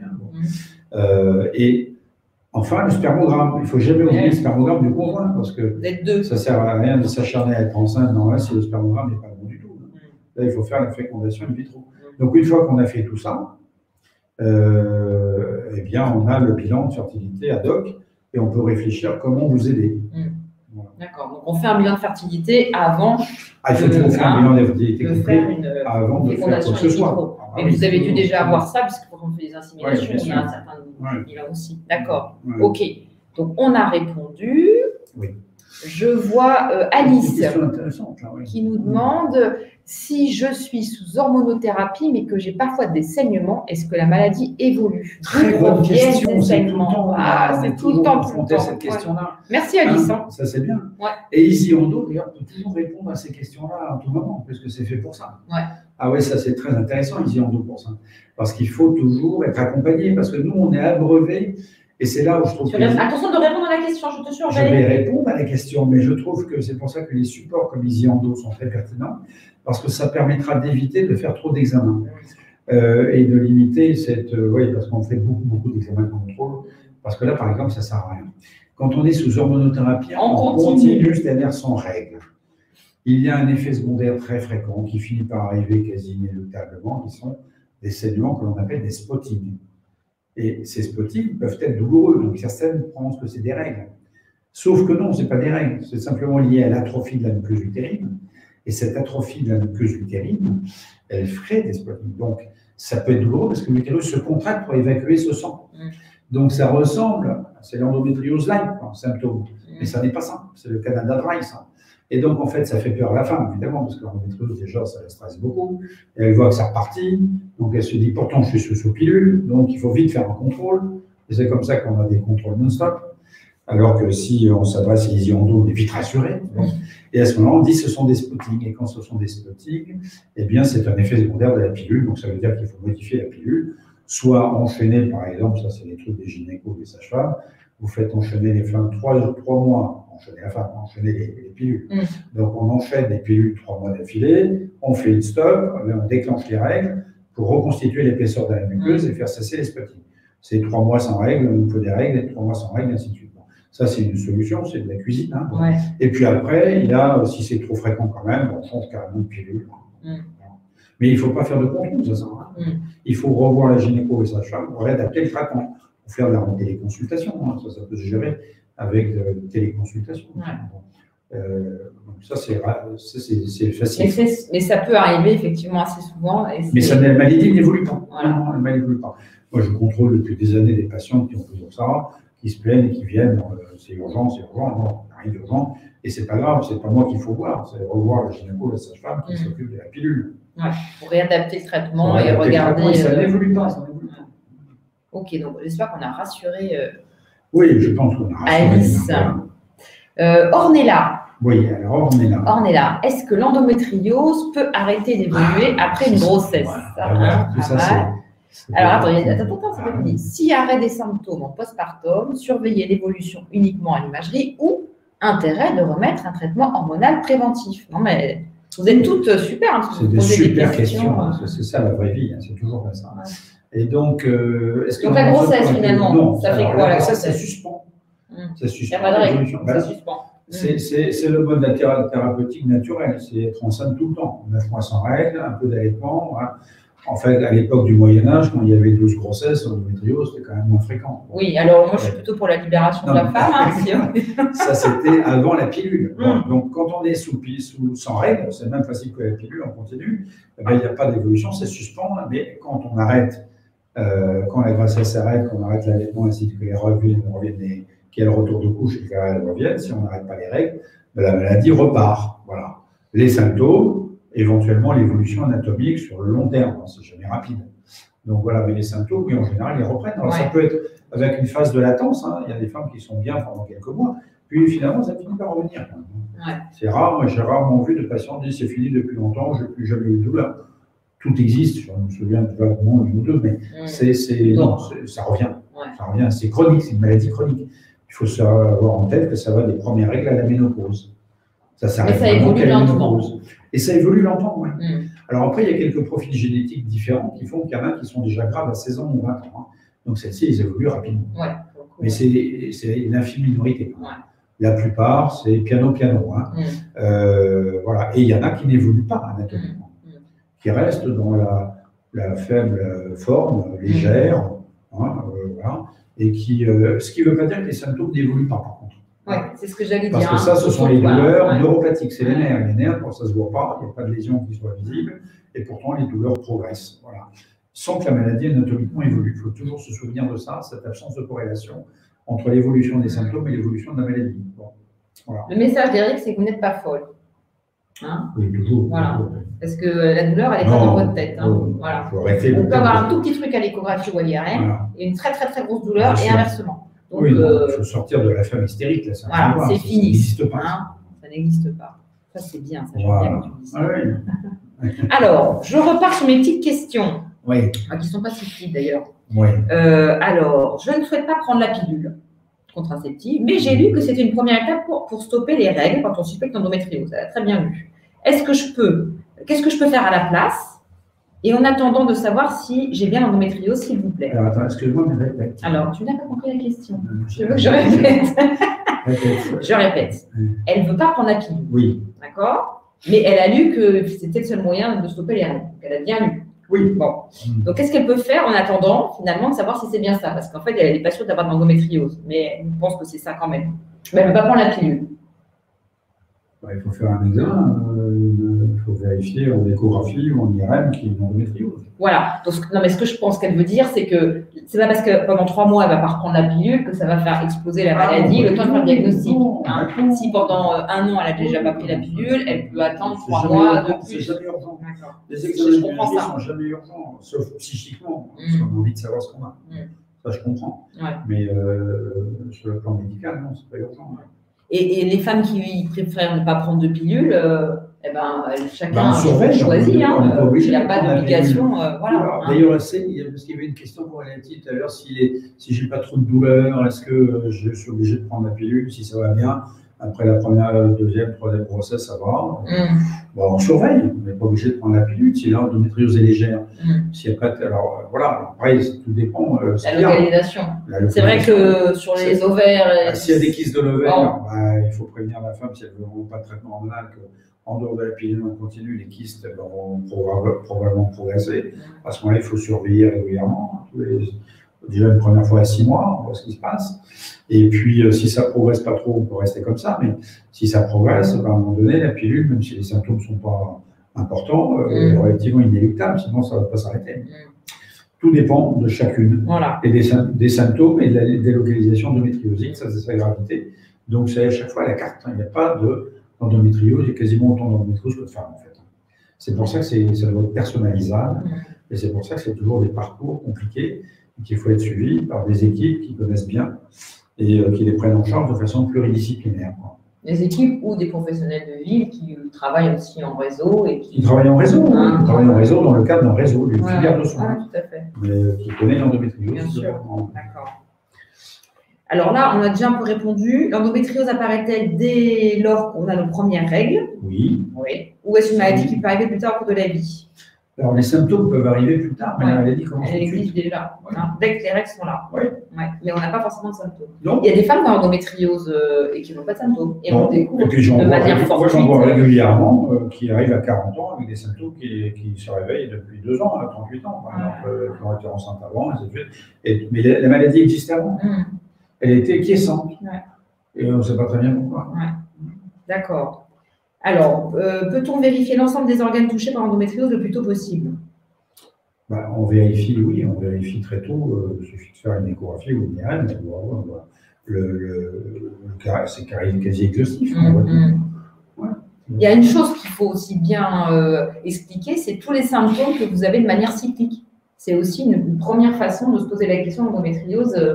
Aussi, c'est des choses qui reviennent de façon cyclique. Oui, à chaque cycle, à chaque règle, vous avez des douleurs particulières. Ça, c'est la caractéristique majeure de l'endométriose. C'est quand même les règles. Les symptômes sont pires pendant les règles.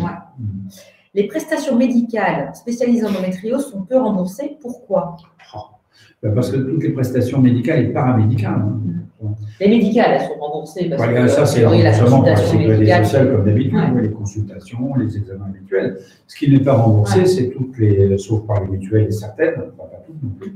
Ça dépend du contrat de chacun avec sa mutuelle. Les techniques paramédicales telles que l'ostéopathie, évidemment, ça c'est sûr que comme on utilise beaucoup toutes ces techniques, ça finit par impacter le budget, ça, parce que des femmes qui font à la fois la sophrologie, l'acupuncture, l'ostéopathie, des séances diverses et variées, ça finit par coûter cher. Ouais. Parce que si c'est pas remboursé par la sécurité sociale, et puis après, il y a les mutuelles, ça dépend de la mutuelle. Hein. Donc c'est ça qui coûte cher. Hein. Et ça doit être pris en compte. Il y a des parcours de soins qu'on est en train d'imaginer avec les autorités de santé publique pour que ça soit qu'il y ait une sorte de package de remboursement au moins un minimum. C'est pas fait. On travaille là-dessus, n'est-ce pas? Et l'annonce de M. Véran avec l'AMD, il n'y a pas dit non. Pour l'instant, c'est en réflexion. Si, c'est sensibilisé. Il y a des députés, des sénateurs, des commissions qui ont été effectuées. C'est dans l'air du temps, c'est dans le tuyau. Ça finira par sortir, mais il y a tout le problème des critères de validité de temps de ça, parce qu'on ne peut pas mettre tout le monde sous ALD. Beaucoup. Il faut essayer de voir qui va passer en ALD. Alors ça, c'est un sujet en débat qui n'est pas réglé. Mais bien sûr, c'est très soutenu et activé par les associations de patients avec justesse. Ça, c'est évident, parce qu'il y a des patients qui le méritent. Mais le problème, c'est que ça ne doit pas être indexé seulement sur la gravité anatomique de la maladie. C'est l'impact dans la vie aussi. Avoir des douleurs épouvantables et avoir ce qu'on appelle les douleurs neuropathiques avec un certain nombre d'hypersensibilisation qui rend quasi inopérant dans la vie quotidienne, et avoir une endométriose qui est faible sur le plan anatomique, ça doit pouvoir justifier de l'ALD pour autant.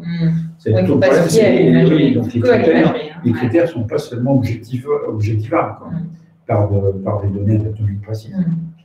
Ça rend un peu compliqué, ça devient aussi compliqué. D'accord. Alors, il y a une histoire avec le vaccin, c'était pas… Oui. Alors, est-ce qu'on peut faire le vaccin contre la Covid en ayant endométriose? Il y a pas de… On peut le faire, mais est-ce qu'on est privilégié, entre guillemets, est-ce que la maladie prioritaire? Non, parce que ce n'est pas un risque particulier avec l'endométriose. Donc, on peut faire le vaccin, mais… Ce n'est pas un facteur de risque. On s'inscrit… Ce n'est pas une comorbidité à prendre en compte. D'accord. Où trouver des noms de spécialistes hors Paris? J'habite dans le sud de la France. Ah oui, alors là… Tout le problème des spécialistes. Alors, en plus, donc comment faire? Ça, c'est un vaste problème qui sera réglé quand on aura bâti les filières de soins sur l'ensemble du territoire et qu'il y aura donc des listes bien établies. On en est loin. Pour l'instant, vous pouvez faire appel aux associations de patients, en de France et en Allemagne, qui connaissent quand même leur région, avec des délégués, donc chaque région, et donc vous pouvez vous adresser à ces délégués de ces associations et qui connaissent les praticiens, qui peuvent vous aider. Les listes sont plus ou moins affichées. En domaine, nous travaillons par exemple avec le site qui s'appelle Mapato, sur lequel on peut vous trouver des noms de gens, de praticiens plus orientés vers la prise en charge de l'endométriose.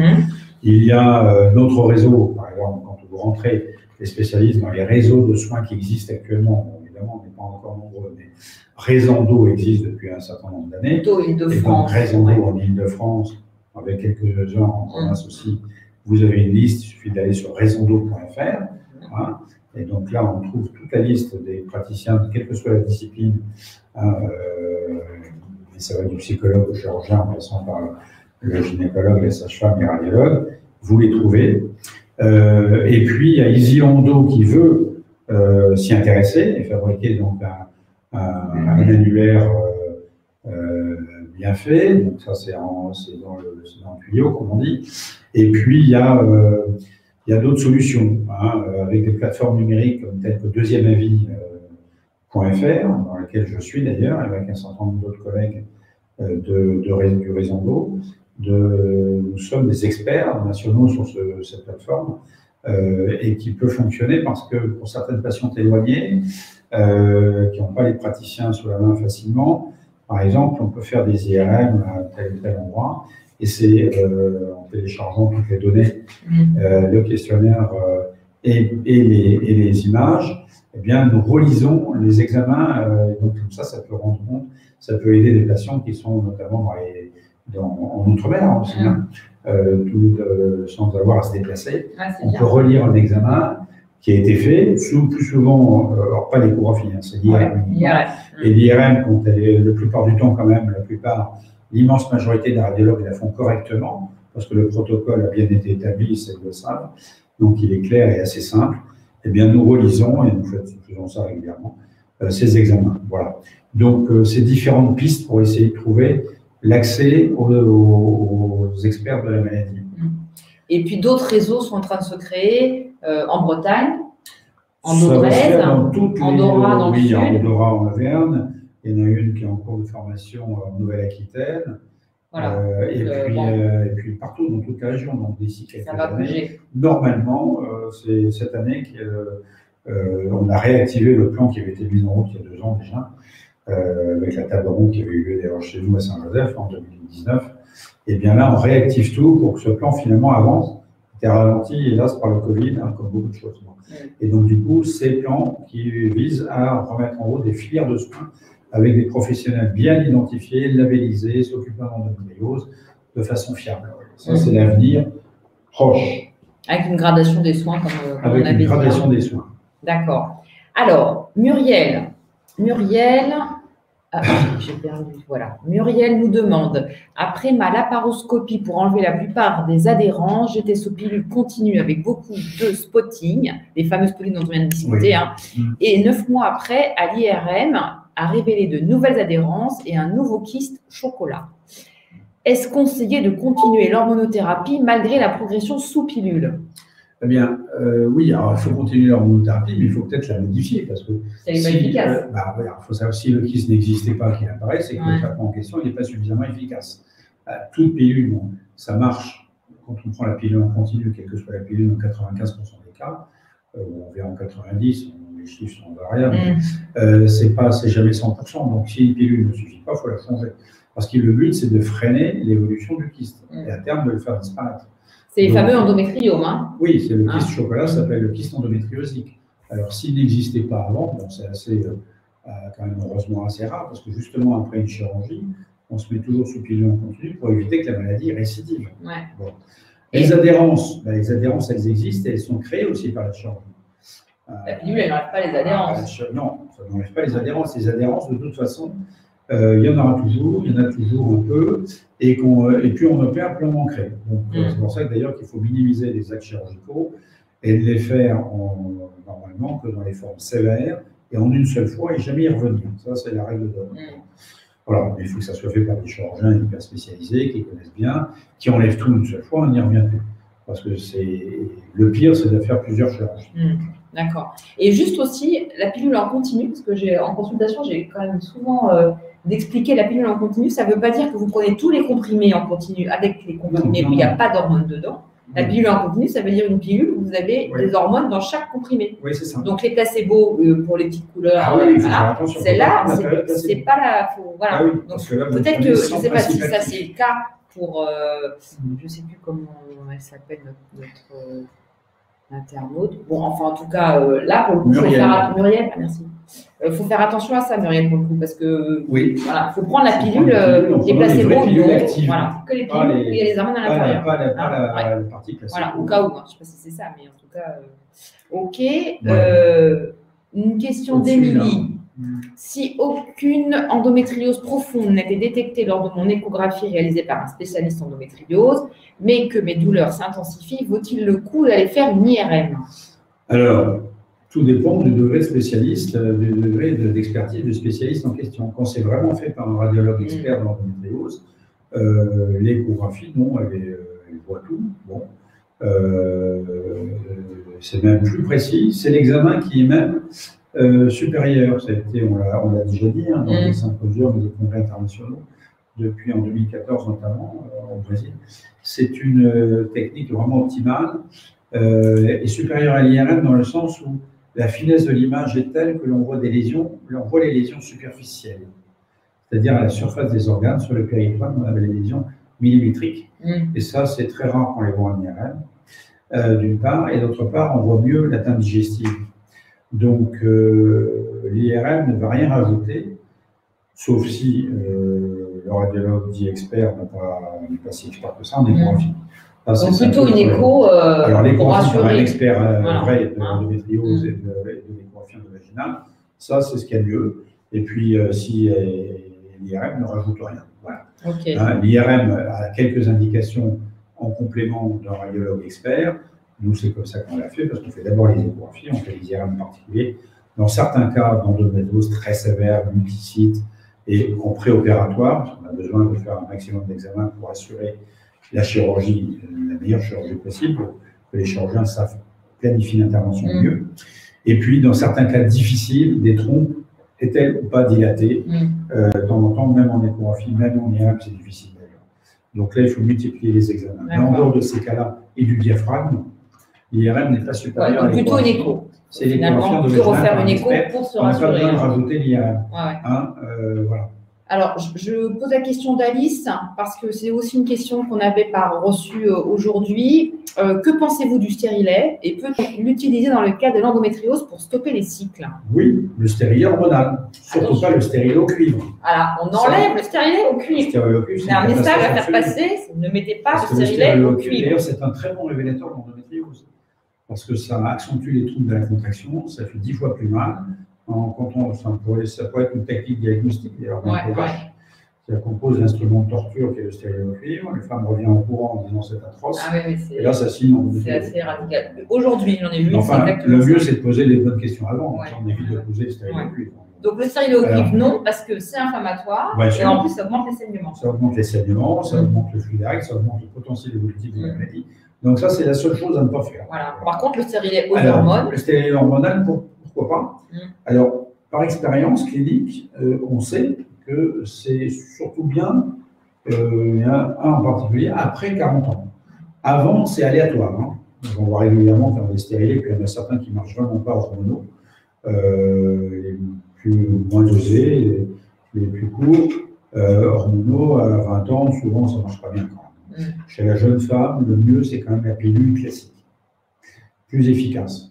Il y en a certaines chez qui ça va. On ne peut jamais dire c'est à 100%, mais c'est comme l'implant. Tout ce qui paraît pratique comme ça, souvent l'implant, ça fait saigner souvent, ça ne bloque pas bien. Donc, ce n'est pas très confortable et donc on finit par le retirer et revenir à la pilule. En tout cas, ça s'essaye si vous en avez. Ça peut essayer, voilà, si vous oubliez souvent la pilule. Le stérilet hormonal, c'est possible, mais ce n'est pas garanti à 100% dans son efficacité. En tout cas, ça peut stopper les règles. C'est le but aussi d'ailleurs. Oui, bien sûr. Et c'est ça qu'on attend. Si ça 50 à 70%, je pense. Oui, à peu près. Oui, c'est pas systématique. D'accord. Une question de Muriel. Depuis la pose du DU au cuivre, donc du stérilet au cuivre, je n'ai plus eu de douleur lors des règles. Ah, ben ça, c'est très rare. Par contre, les kystes chocolat sont apparus. Le DU au cuivre peut-il faire flamber la maladie? Oui, mais ce qui est exceptionnel, c'est les douleurs. C'est-à-dire que les douleurs, moi, j'ai quasiment jamais vu ça. Les douleurs ont disparu. Ça, c'est très atypique. Comme quoi, tout est surprenant, tout est possible. Mais que les kystes endométriosiques apparaissent, ben oui, parce que ça accentue le reflux. Et donc, il y a plus de migration de cellules, donc oui, la maladie s'aggrave. Parce qu'en fait, les règles sont toujours là, la maladie évolue toujours. C'est pour ça que les kystes étaient très présents, peut-être tout petits, et puis après… Oui, bien sûr, pas bon du tout. D'accord. Ok. Est-ce qu'on a encore des questions? J'ai l'impression qu'on a répondu. Non, ça, c'est celle qu'on a déjà faite. J'ai l'impression qu'on a répondu à toutes les questions-là. Je vérifie ici s'il y en a quelques-unes qui ont des questions de dernière minute. Je ne sais plus trop où on en est dans notre… mais je pense qu'on arrive bientôt à la fin de notre live. Je vérifie si on a bien tout checké. Donc, posez vos questions.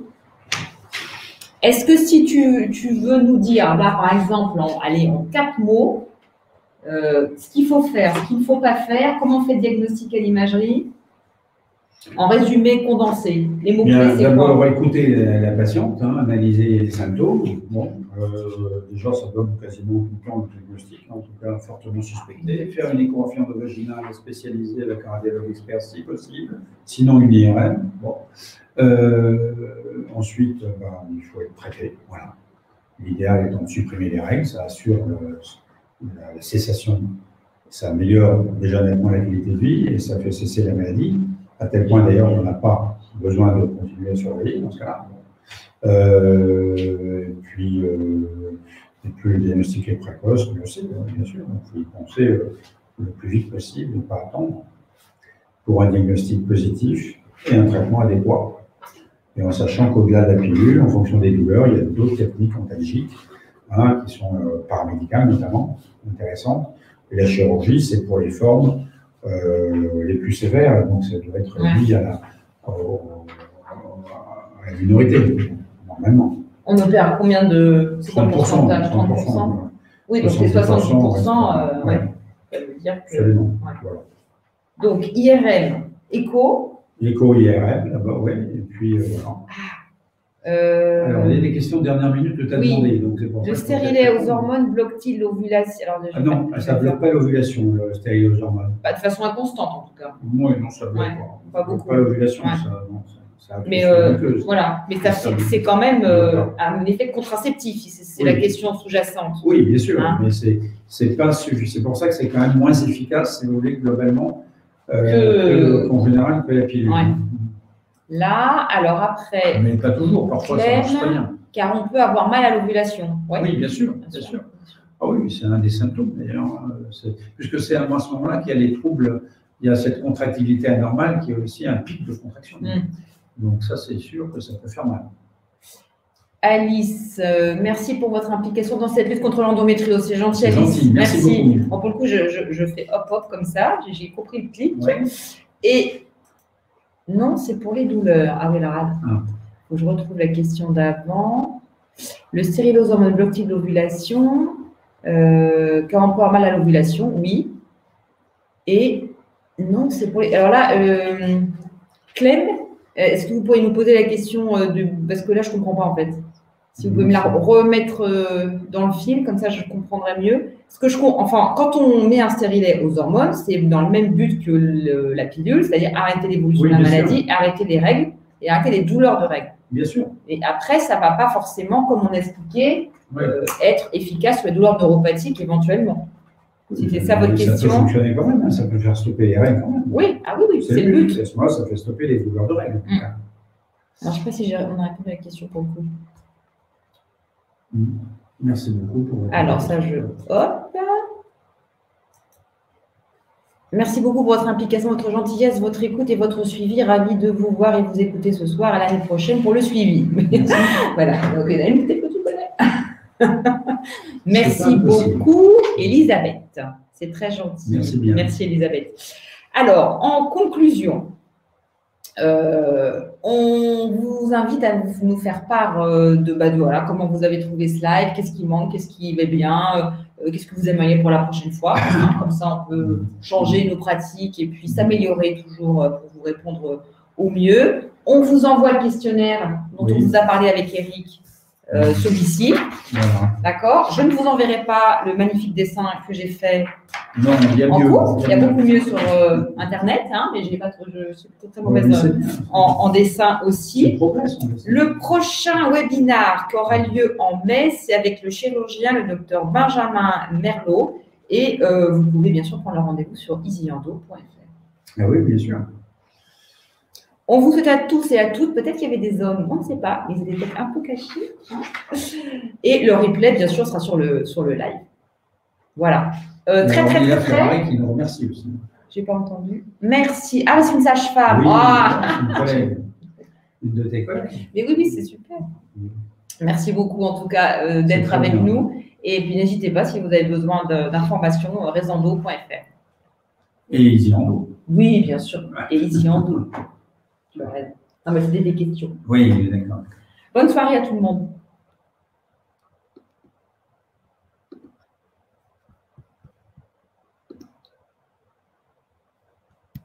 Minutes.